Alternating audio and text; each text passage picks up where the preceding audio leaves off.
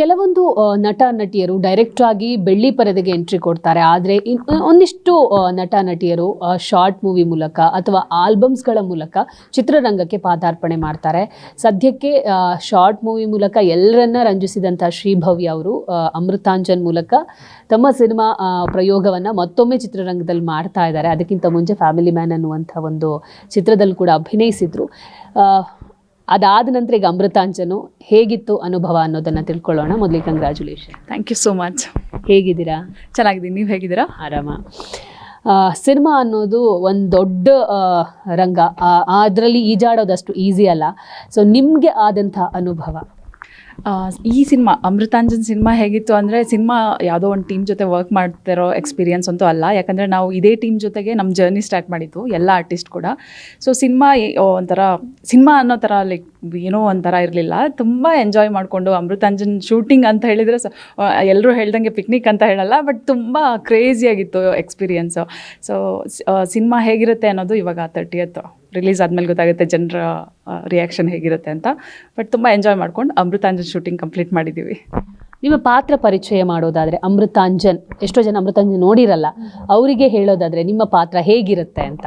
ನನ್ನ ಪಾತ್ರ ಒಬ್ಬ ಹೆಂಡತಿ ಆದವಳು ಗಂಡನ ಎಷ್ಟು ನೀಟಾಗಿ ನೋಡ್ಕೋಬೇಕು, ಎಷ್ಟು ಕೇರ್ ಮಾಡಬೇಕು, ಎಷ್ಟು ಪ್ರೀತಿ ಮಾಡಬೇಕು, ಆ ಥರ ಒಂದು ಸೆಟ್ ಮಾಡಿಲ್ಲ ಎಕ್ಸಾಂಪಲ್. ಅದಕ್ಕೆ ಆಪೋಸಿಟೇ ಇರುತ್ತೆ. ಸೊ ನನ್ನ ಎಲ್ಲರೂ ಬಜಾರಿಯಾಗಿ ನೋಡಿದ್ದಾರೆ ಎಲ್ಲ ಶಾರ್ಟ್ ಫಿಲ್ಮ್ಸಲ್ಲೆಲ್ಲ, ಇದರಲ್ಲೂ ಹಾಗೆ ಇರುತ್ತೆ. ಬಟ್ ಎಕ್ಸ್ಟ್ರಾ ಡೋಸೇಜ್ ಸ್ವಲ್ಪ ನೆಕ್ಸ್ಟ್ ವರ್ಷನ್ ಇರುತ್ತೆ ಅಂತ ಹೇಳ್ಬೋದು.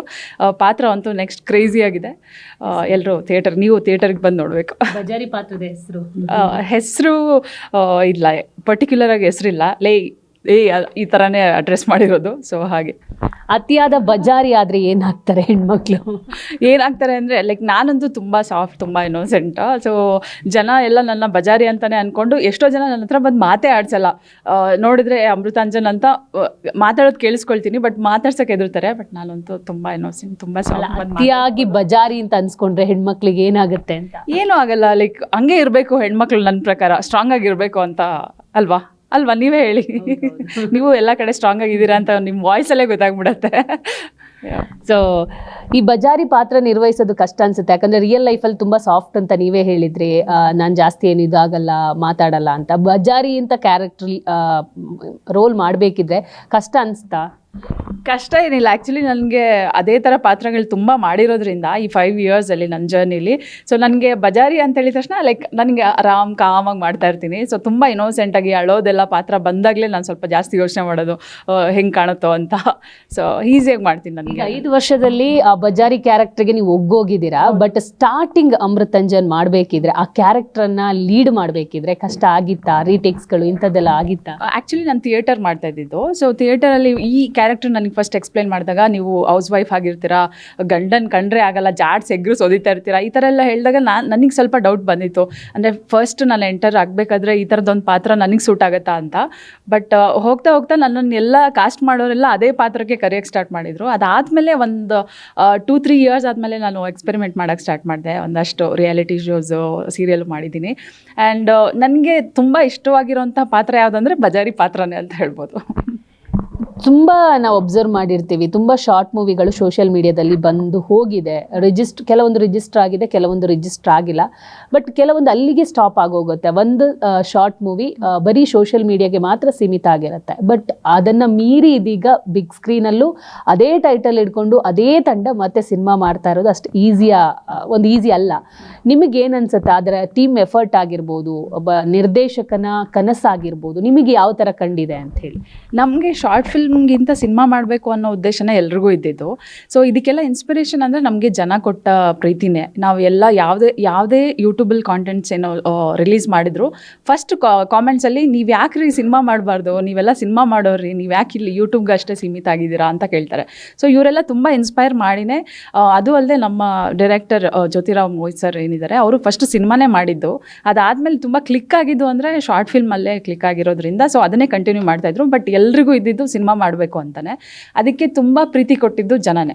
ಸೊ ಸಿನಿಮಾ ಮಾಡಬೇಕು ಅಂತ. ಸೊ ನಮಗೆ ಸಿಕ್ಕಿದಂತಹ 20 minutes ಟೈಮಲ್ಲಿ ಎಲ್ಲ ಆರ್ಟಿಸ್ಟ್ ನಮ್ಮ ಟೀಮಲ್ಲಿ ಯಾರ್ಯಾರು ಇದ್ದಾರೆ ಅಷ್ಟು ನಗ್ಸಿದ್ದಾರೆ ಜನನ. ಸೊ ನಮಗೆ 2.5 ಗಂಟೆ ಟೈಮ್ ಕೊಟ್ಟರೆ ಇನ್ನು ಯಾವ ರೇಂಜಿಗೆ ನಗ್ಸ್ಬೋದು ಅಂತ ಇಮ್ಯಾಜಿನ್ ಮಾಡ್ಕೊಳ್ಳಿ. ಸೊ ನಮ್ಮ ಡೈರೆಕ್ಟರ್ ಏನಿದ್ದಾರೆ ಮೋಹಿತ್ ಸರ್, ಅವರು ಜನನ ನಗ್ಸೋದ್ರಲ್ಲಿ ಎಕ್ಸ್ಪರ್ಟ್ ಅಂತಲೇ ಹೇಳ್ಬೋದು. ಸೊ ಅವ್ರಿಗೆ ಸಿನಿಮಾ ಮಾಡಿದ್ದಾರೆ ಅಂದರೆ ಲೈಕ್ ಯು ಕ್ಯಾನ್ ಇಮ್ಯಾಜಿನ್ ಎಷ್ಟು ಚೆನ್ನಾಗಿರುತ್ತೆ ಎಂಟರ್ಟೈನ್ಮೆಂಟ್ ಅದರಲ್ಲಿ ಅಂತ. ಸೊ ನಿಮಗೆ ಇಡೀ ಸಿನಿಮಾ ಗೊತ್ತು, ಒಂದು ಸೀನಿಗೆ ಜನ ಬಿದ್ದು ನಗ್ತಾರಂದ್ರೆ ಯಾವ ಸೀನ್?